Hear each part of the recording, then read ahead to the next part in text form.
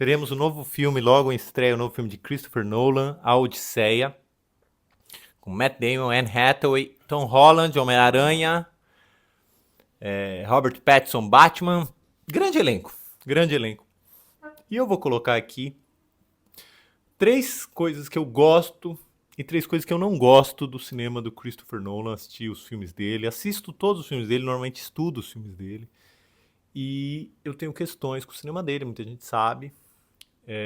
Eu tenho questões positivas, acho coisas interessantes, mas também críticas ao cinema dele. Longe de mim achar que eu sou superior a ele, eu admiro. Vamos começar por aí, vai. Eu admiro ele enquanto realizador e pelo que eu vejo dos comentários das pessoas, me parece que deve ser um sujeito muito boa praça. Coisa que grandes diretores do cinema não são. A gente vê aí vários diretores importantíssimos fizeram grandes obras que deveriam ser terríveis. O livro, se você ler o livro Making Off do 2001, você vê que o Kubrick era terrível, né? Pessoas assim, Kubrick, Paul Verhoeven, para não dizer outros, né? Pessoas abusivas, chefes abusivos. E o Nolan, pelo que se diz aí, não parece. Então já começa por aí. Mas vamos lá, 3 coisas que eu acho positivas do cinema dele e 3 coisas que eu não acho positivas do cinema do Christopher Nolan. Não gosto, coisas que eu detesto do cinema dele, 3 coisas que eu adoro e 3 coisas que eu odeio. Para começar, uma das coisas que eu gosto do cinema do Christopher Nolan é a independência.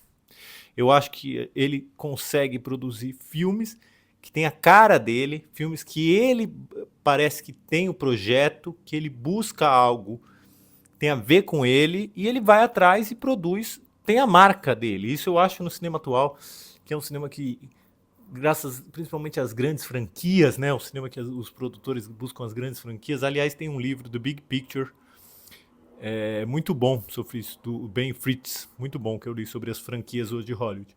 E ele não, ele mesmo tendo produzido um filme de franquia, um filme de super-herói como a série do Batman, ele imprimiu a marca pessoal e me parece que tem a independência de escolher os projetos. Então, primeiro ponto positivo que eu admiro do Christopher Nolan é a independência. Segundo ponto positivo, a defesa do cinema. Isso eu acho muito legal dele, o quanto ele defende o cinema de superprodução bem feito.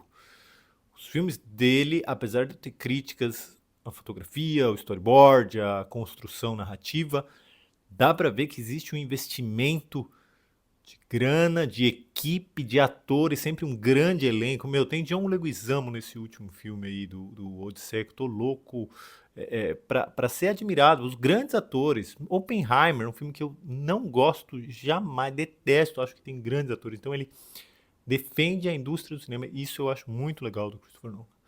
Então, número 1, a independência. Número 2, a defesa do cinema. E número 3, são clássicos modernos. Os filmes dele, eu tenho que admitir, como todo mundo sabe, são clássicos modernos, clássicos que a gente acaba se referenciando.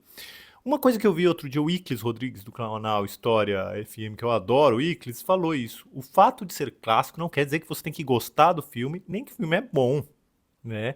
No caso do Nolan, mesmo não gostando de muitos filmes dele, para não dizer todos, eu admito que são clássicos, carregam cenas icônicas que têm marca impacto cultural no mundo, tem impacto cultural.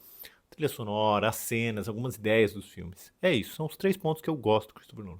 Agora vamos para os 3 pontos que eu detesto do cinema dele, e é por conta desses pontos que eu não me animo com os filmes dele, eu não me emociono com os filmes dele. Tirando apenas um filme que eu gosto muito, que eu acho obra-prima dos filmes dele, o resto não. São os 3 pontos que me tiram da expectativa do Odisseia ser um grande filme. Em primeiro lugar, a estreiteza emocional dos filmes. Os filmes, na minha opinião, do Christopher Nolan, eles são todos dentro de uma estreita representação das emoções humanas. E o que ele apresenta? Qual que é essa estreita representação? Sempre homens enrijecidos em busca de provar o seu valor. É sempre isso. São homens duros, enrijecidos, sem toque físico, em busca de provar o seu valor diante de outros homens. O que é isso daí? Isso é medieval. Eu indico o Outono da Idade Média, quem quiser ler sobre isso, ou Mimesis, do Auerbach. discute isso. O romance medieval, o que que era? São cavaleiros sempre tentando provar o seu valor. Era só isso a narrativa do romance medieval, das narrativas medievais, dos cavaleiros. E se torna um pouco enfadonho pra mim.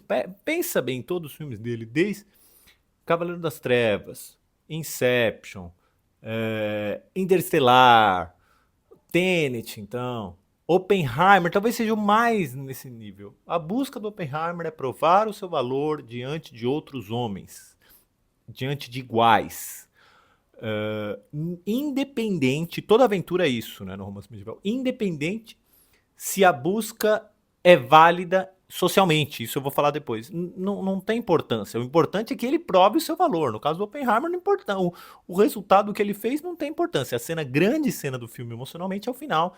Ele sendo abraçado e cumprimentado pelos pares que fizeram pouco caso dele, pelo Einstein, sendo invejado pelo Downey Jr., pelo Iron Man, a mulher dele ali virando a cara para um outro cientista. Essa é a ideia dele. Então, isso eu acho de uma estreiteza emocional muito grande. Não existe espaço para outro tipo de emoção no cinema dele que não seja esse homem masculino, esse homem tentando provar o seu valor.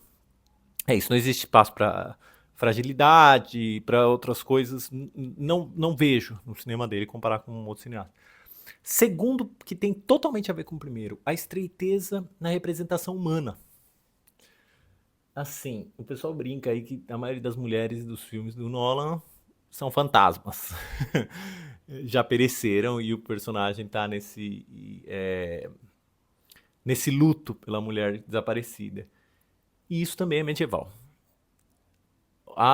O foco dele é a representação desses cavaleiros.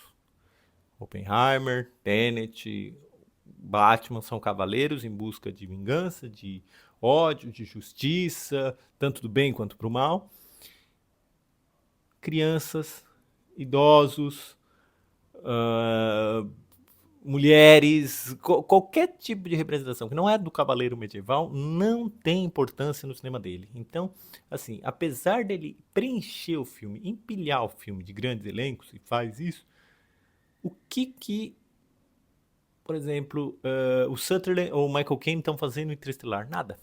Nada. Não tem nenhuma crise existencial que não seja reflexo da busca, como disse, de ser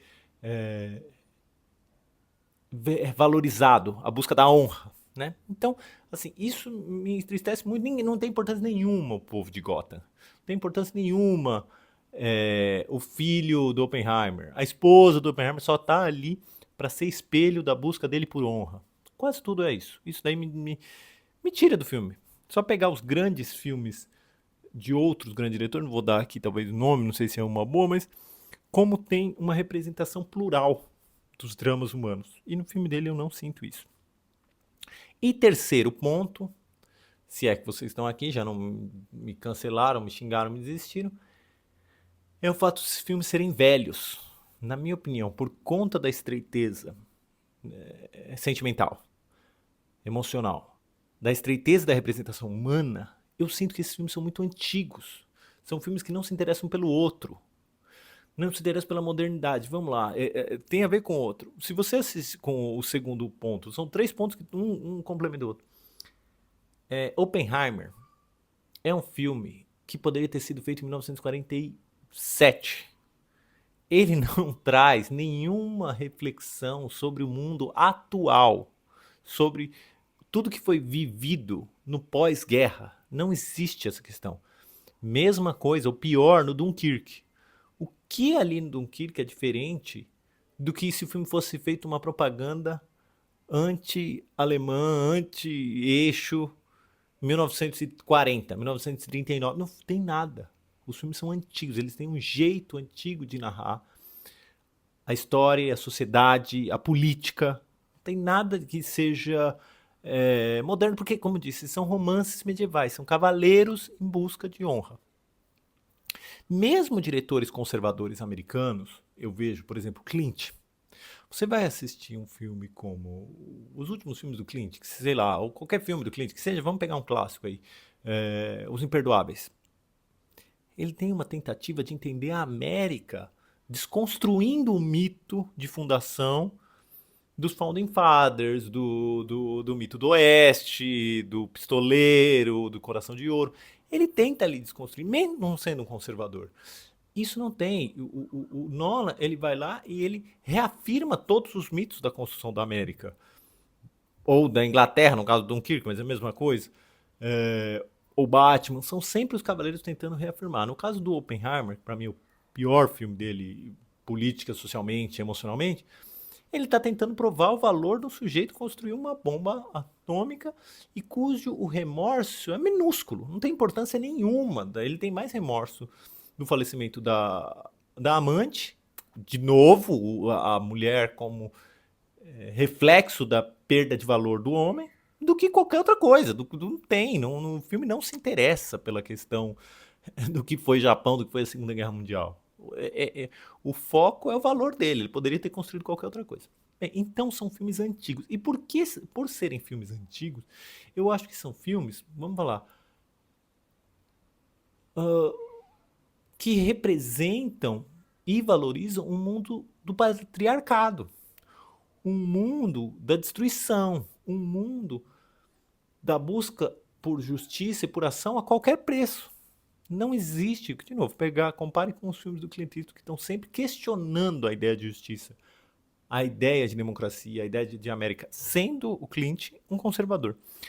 O Nolan não tem isso. Ele nunca questiona. E isso faz os filmes dele serem muito desinteressantes pra mim. Assim, assisto todos os filmes dele.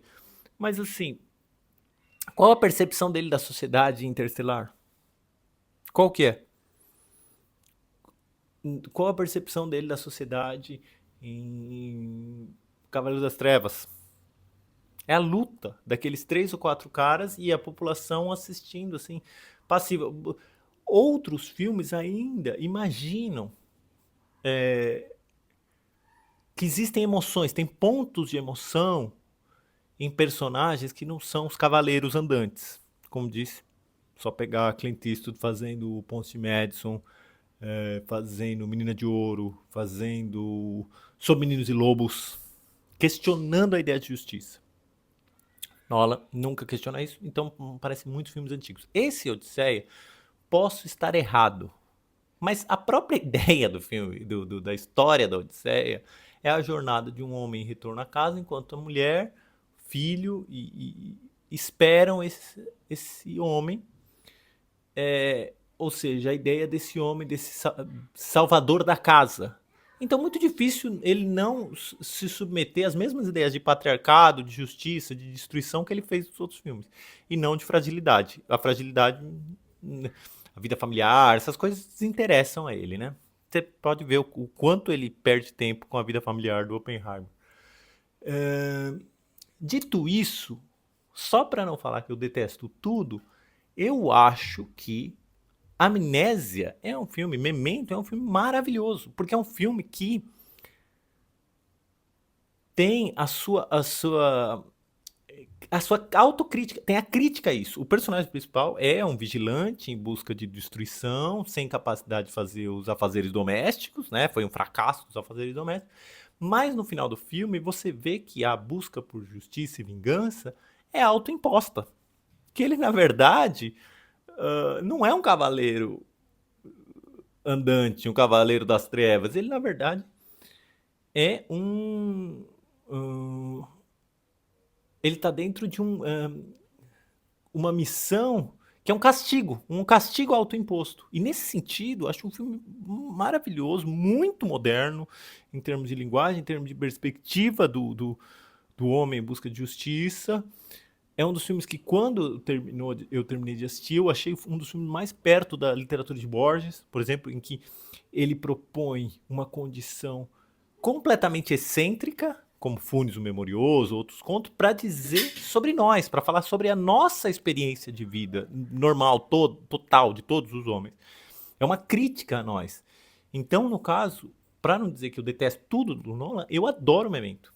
E eu acho uma pena que todos os filmes dele sejam mais conservadores, menos provocadores e menos plurais, investigativos modernos que Memento. Bem, é isso. Obrigado se você assistiu até aqui. Nos falamos depois que eu assisti o filme Odisseia, eu comento o que eu achei.